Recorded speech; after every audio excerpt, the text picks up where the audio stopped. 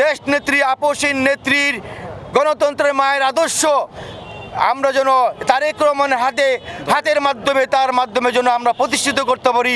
আগামীতে একটি গণতন্ত্র সরকারের মাধ্যমে যেন তারেক রহমান সেই দায়িত্ব পালন করতে পারে, সেই সহযোগিতা কামনা করছি যে দেশবাসীর কাছে।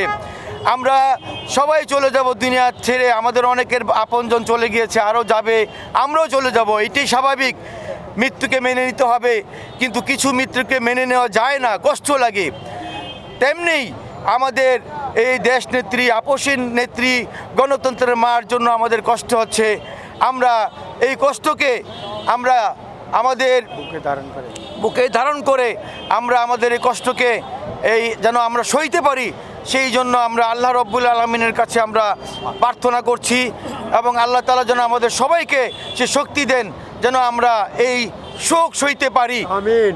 এবং সবাই দোয়া করবেন আগামীতে যেন আমাদের যে জিয়া পরিবার, আমাদের এই জিয়া পরিবারের যারা আছেন, আমাদের ভারপ্রাপ্ত চেয়ারম্যান এবং ওনার পরিবারের যারা আছেন, ডক্টর জুবাইদুর রহমান সহ, ব্যারিস্টার জাইমা রহমান সহ জিয়া পরিবারের সকলে যেন এই শোক কেটে উঠতে পারে, সেই জন্য আমি ধৈর্য ধারণ করতে হবে জাতির কাছে সেটা আহ্বান রাখছি। এবং আমাদের নেত্রীর আগামীকালকে জানাজা হবে। আমরা শুনতে পেলাম আমাদের শহীদ রাষ্ট্রপতি জিয়া রহমানের মাজারের সঙ্গেই কবরের পাশে ওনাকে সমাধিত করা হবে।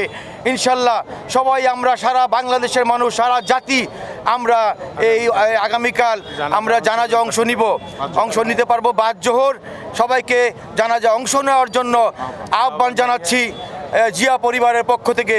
আমরা ধন্যবাদ জানাচ্ছি যারা ডক্টর ইউনূস সাহেবকে আমরা ধন্যবাদ জানাচ্ছি।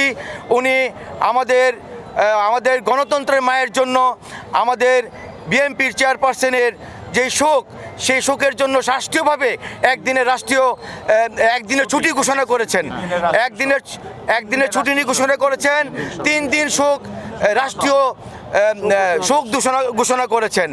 আর আমাদের দলীয় পক্ষ থেকে কেন্দ্রীয়ভাবে 7 দিনের একটা শোক দিবস, শোকাহত দিনের ঘোষণা দিয়েছেন। তাই আমরা দলীয়ভাবে আমরা বিএনপি পরিবার এবং জিয়া পরিবারের পক্ষ থেকে আমরা প্রধান উপদেষ্টা ডক্টর ইউনূস সাহেবকে ধন্যবাদ জানাচ্ছি, সরকার প্রধানকে ধন্যবাদ জানাচ্ছি, সরকারের বিভিন্ন দপ্তরে যারা আছেন সকলকে আমরা ধন্যবাদ জানাচ্ছি তারা আমাদেরকে সহযোগিতা করার জন্য।